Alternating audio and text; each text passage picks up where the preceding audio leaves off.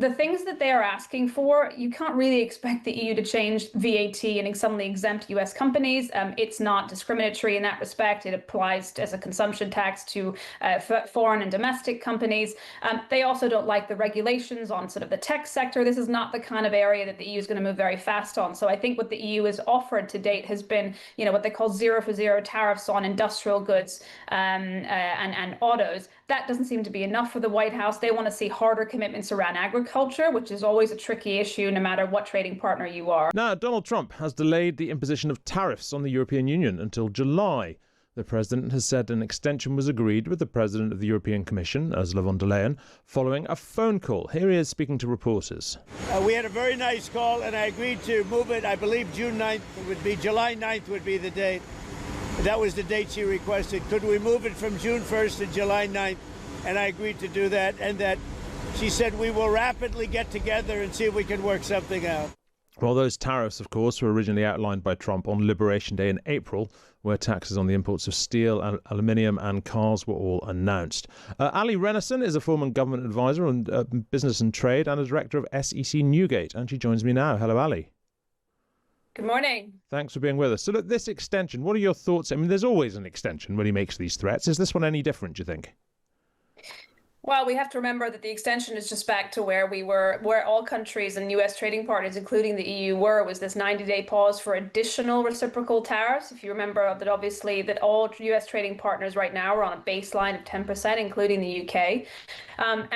Come July, the additional ones were supposed to go up for the EU. That was going to be 20%. And then you had this 50% threat. And I think that reflects the fact that, we have to remember Donald Trump has always had a bee in his bonnet about the EU.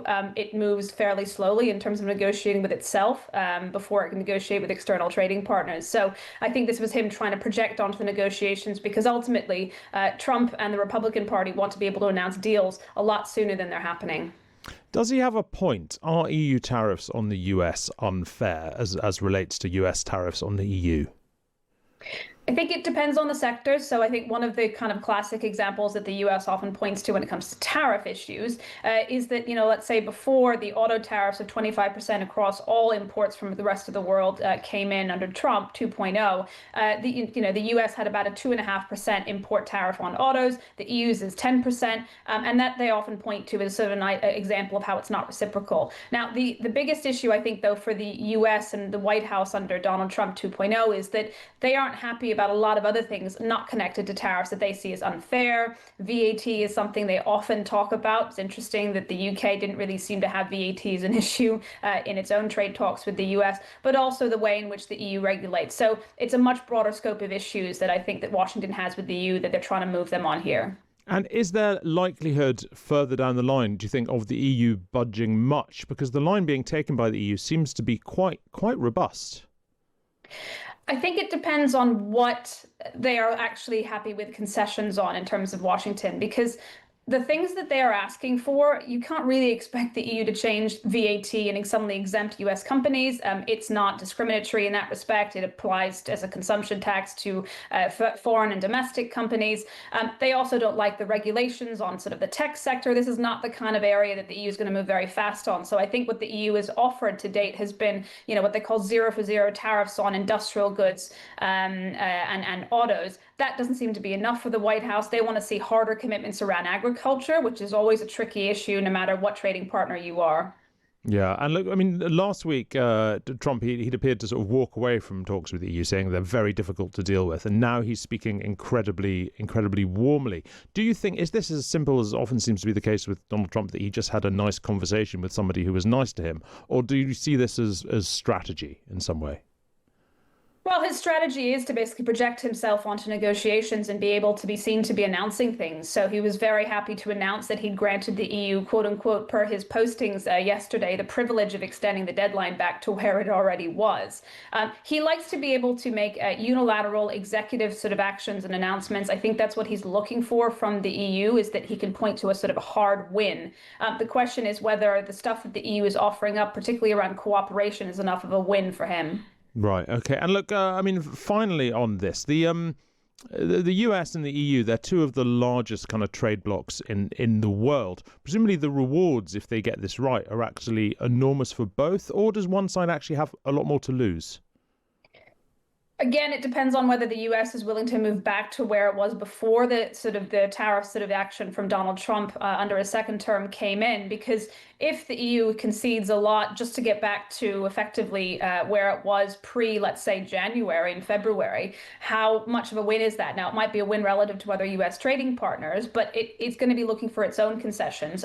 Having said that, I think that if the US and the EU manage to agree some sort of level of reciprocal kind of tariff trade barriers being reduced, then maybe it's a hook or by crook kind of way to get to a better outcome. Yeah, indeed. Thank you very much indeed. That's Allie Renison. Allie Renison is a former government advisor on business and trade and a director of SEC Newgate. She just called me, as you know, and she asked for an extension on the June 1st date. And she said she wants to get down to serious negotiation because I've told you specifically, but I told anybody that would listen. They have to do that. And we had a very nice call, and I agreed to move it. I believe June 9th would be, July 9th would be the date. That was the date she requested. Could we move it from June 1st to July 9th? And I agreed to do that. And that she said we will rapidly get together and see if we can work something out.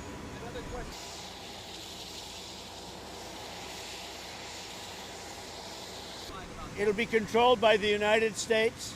Otherwise, I wouldn't make the deal. I went to the unions, to all of the local unions. They all wanted it.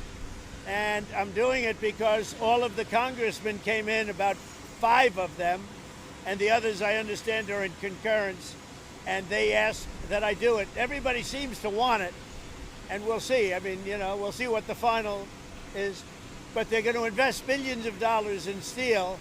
And it's a good company. Nissan's a very good company. We'll see. But it's an investment, and it's a partial ownership, but it'll be controlled by the USA.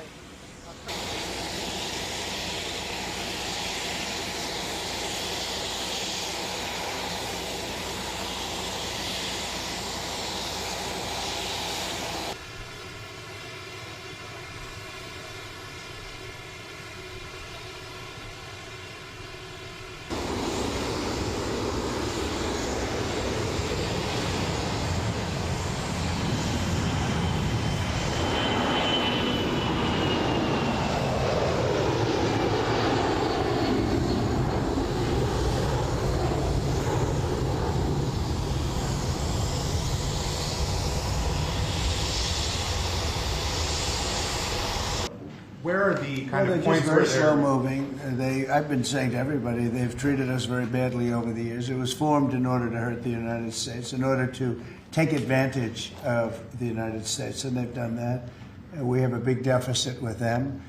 They sell millions and millions of cars, as you know, Mercedes and BMW and Volkswagen and many others, and we were restricted from, essentially restricted from selling cars into the European Union, which is not nice. And I just said it's time that we play the game the way I know how to play the game. They've taken advantage of other people representing this country, and they're not going to do that any longer. Yeah.